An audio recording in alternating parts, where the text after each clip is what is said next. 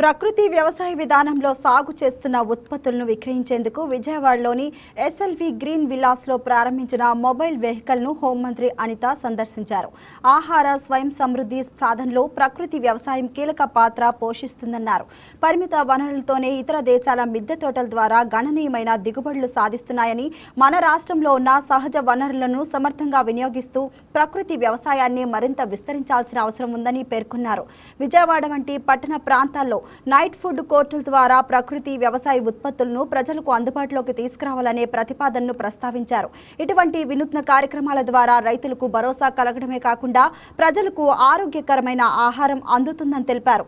ప్రకృతి వ్యవసాయాన్ని ప్రోత్సహించేందుకు ప్రభుత్వం తీసుకుంటున్న చర్యలను ప్రస్తావించిన మంత్రి ప్రతి ఒక్కరూ సహజ సాగు వైపు అడుగులు వేయాల్సిన అవసరం ఉందన్నారు. వ్యవసాయ రంగంలో వస్తున్న ఇటువంటి సానుకూల మార్పులు రాష్ట్ర ప్రగతికి ఎంతో దోహదపడతాయన్నారు.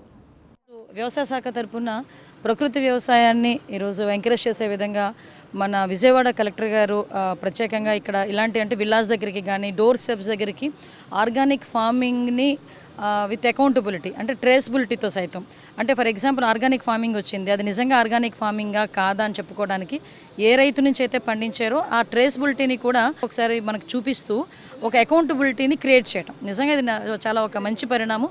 ఎందుకంటే ఈ రోజుల్లోనే మ్యాక్సిమమ్ రైతుల దగ్గర నుంచి ఫర్ ఎగ్జాంపుల్ ఇది ట్రేసబిలిటీ, ఇది కనుక క్యూఆర్ కోడ్ని మనం కనుక స్కాన్ చేయగలిగితే ఇది ఏ రైతు పండించాడో ఆ రైతు యూజ్ చేసిన నేచురల్ ఫార్మింగ్లో యూజ్ చేసినవన్నీ కూడా మనం చూసే పరిస్థితి కూడా కనిపిస్తుంది.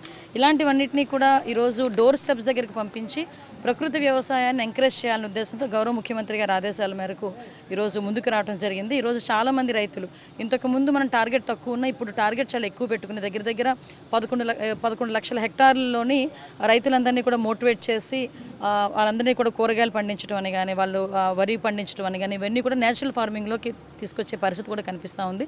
ఒక మంచి పరిణామం కింద భావించాలి. దీనికి ప్రత్యేకంగా కేంద్ర ప్రభుత్వ సహాయ సహకారాలు కూడా పూర్తిగా ఉండటం అన్నది ఇంకొక మనకి ఏడాది. ప్రత్యేకంగా ఇక్కడికి వచ్చిన తర్వాత చాలామంది ఇక్కడ విల్లాస్లో ఉన్న వాళ్ళు కానీ అపార్ట్మెంట్స్లో ఉన్న వాళ్ళు కానీ మేము టెర్రస్ గార్డెన్ని కూడా మేము పెంచుకుందాం అనుకుంటున్నాం, మాకు కూడా సలహాలు ఇవ్వండి అంటే ఆల్రెడీ ఇప్పటికే గవర్నమెంట్ టెర్రస్ గార్డెన్ని కొంచెం సపోర్ట్ చేయడానికి టెర్రస్ గార్డెన్కి సంబంధించి వాళ్ళకి ఏదైతే న్యాచురల్ కావాలో కెమికల్స్ కాదవి ప్రకృతి వ్యవసాయానికి సంబంధించిన ఆ రసాయనాలు కావాలో అవన్నీ కూడా ఎస్హెచ్జి గ్రూప్స్ ద్వారా తయారు చేయించి వాళ్ళకి పంపిస్తున్నారు.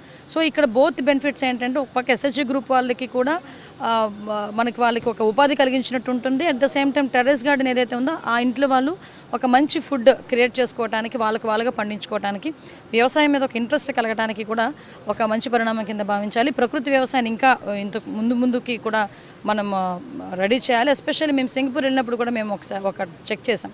అక్కడ అగ్రికల్చర్ ల్యాండ్ లేదు, వాళ్ళు ఏదైనా కూడా బయట నుంచి ఇంపోర్ట్ చేసుకోవాల్సిందే.